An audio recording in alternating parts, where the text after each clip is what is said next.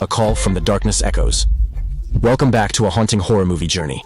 The story begins at a storage unit auction. At least 150,000 abandoned storage units are auctioned in the US annually.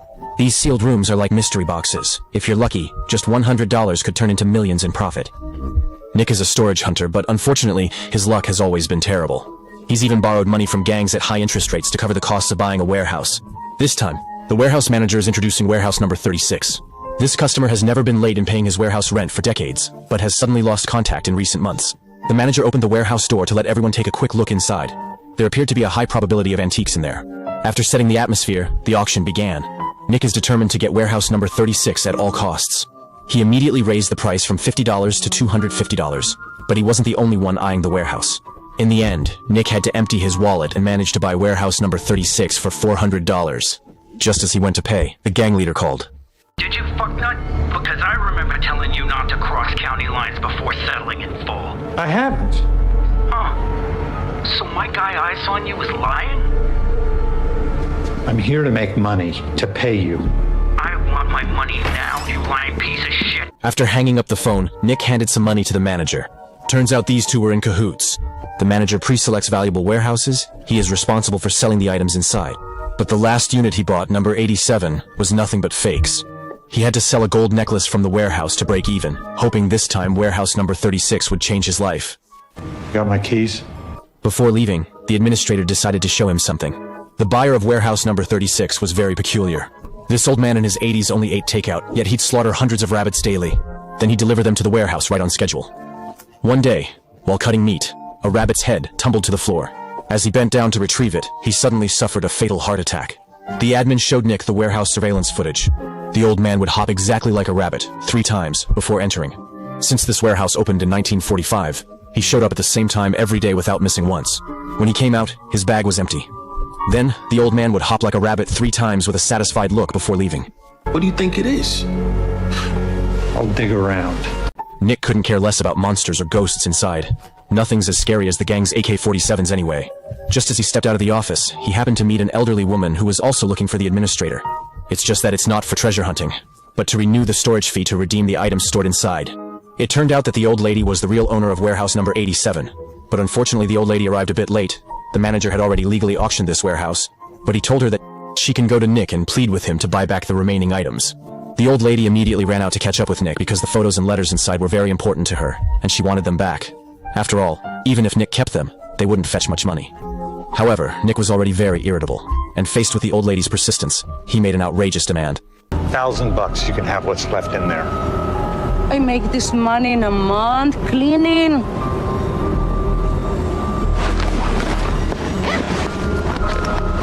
Here. This is yours. I bet you can still use it.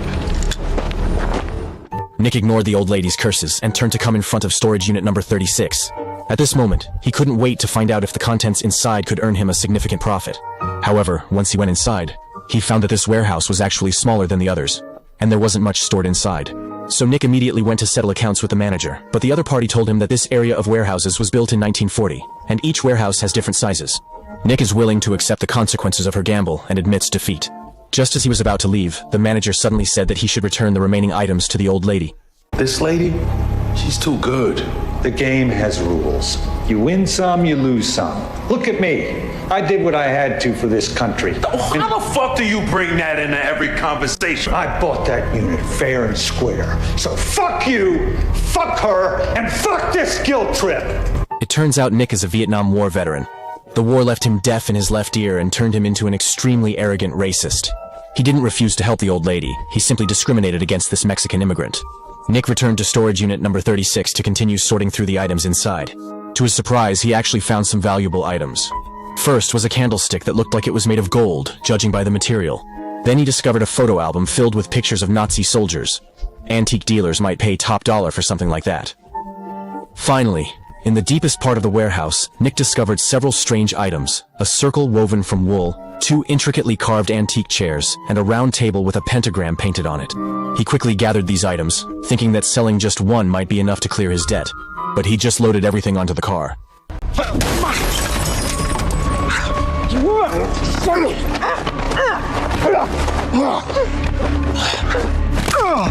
$12K tomorrow. You made your fucking point. Now I made my point. Not only did Nick get a good beating, he also had to spend extra money to fix the car. What an unlucky day. Just then, he noticed the old lady still waiting outside his door. Nick chased her away, then go inside to treat the wound. Seeing how pathetic Nick looked, the administrator couldn't help but feel a bit sorry for him. So he recommended going to an antique shop where the owner offered a higher price. Nick patched up his car window with some tape and rushed straight to the antique shop. The owner carefully examined what Nick brought in. The candlestick is gold, but the material is crude, and the craftsmanship is poor. Therefore, it couldn't be sold at a high price. However, she really liked the round table. It's a seance table. Like Ouija board seance? A bit more serious than that. Mistress gently caresses the patterns on top. These are all purely hand-carved.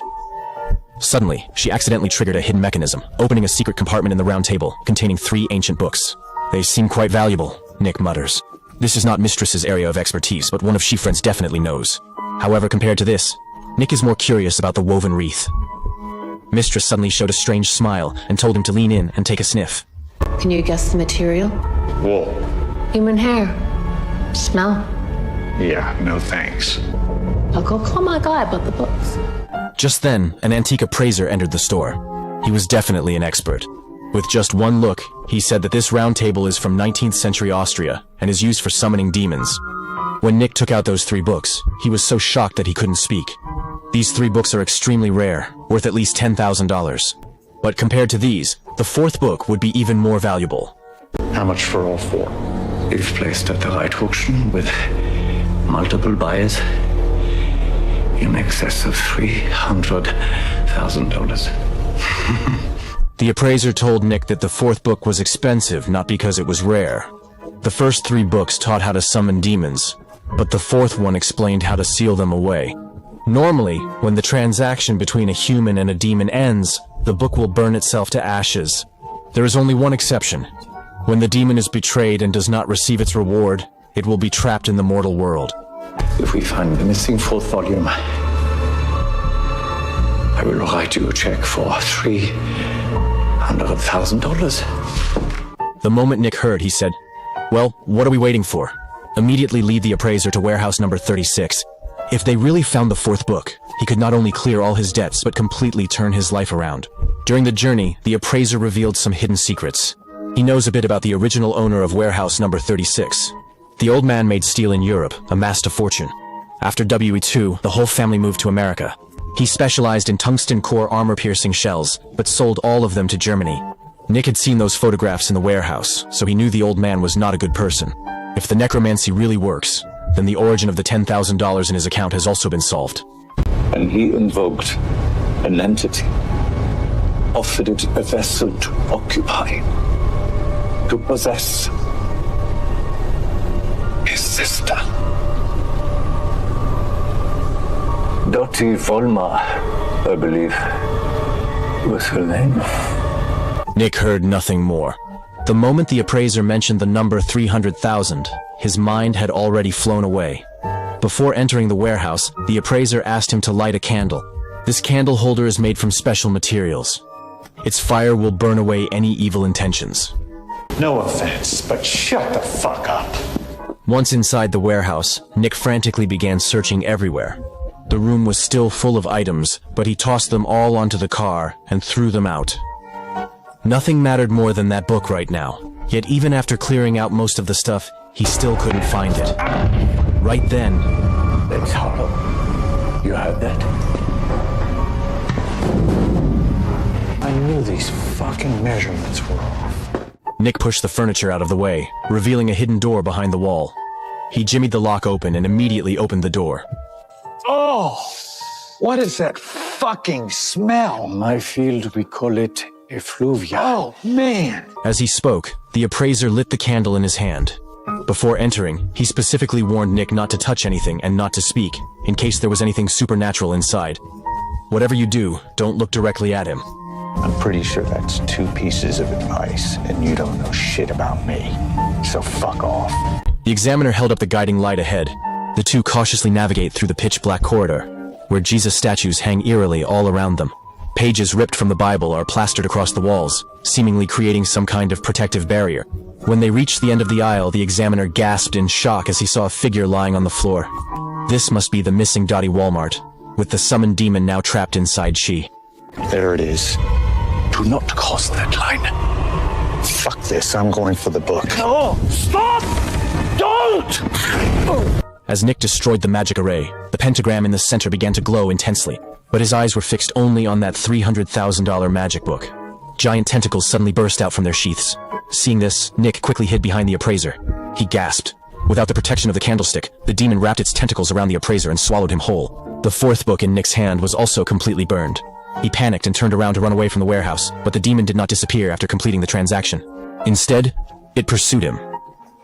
Nick frantically took a detour toward the exit, only to find the door already closed. The demon's roars grew closer, and at that moment, a figure appeared outside the door. It was the old lady. Nick screamed and begged the old lady to unlock and release him. The old lady seemed to understand, but under Nick's astonished gaze, the old woman hung the broken lock on the door, looked straight at him, and slowly disappeared. Seeing that escape was hopeless, Nick wanted to find a warehouse to hide in, but the demon had already caught up. At this point, it is necessary to add some details. First of all, the protagonist's actions were not just plot-induced stupidity. The appraiser warned him repeatedly not to touch anything, but he still destroyed the magic circle. This was partly driven by greed. Nick deliberately chose to ignore these serious warnings for the substantial $300,000 payoff that was promised to him.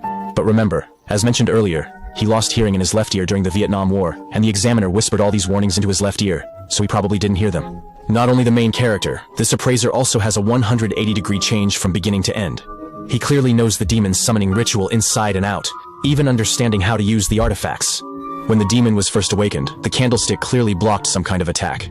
However, after Nick turned around, he threw the life-saving candlestick on the ground, which is somewhat contradictory. The examiner had warned them before they entered that if they saw anything supernatural, they should not make eye contact with it. So we can reasonably assume that Nick was probably mentally traumatized the moment he saw the tentacle monster, his sanity dropping to 0. Everything that happened afterward was just an illusion.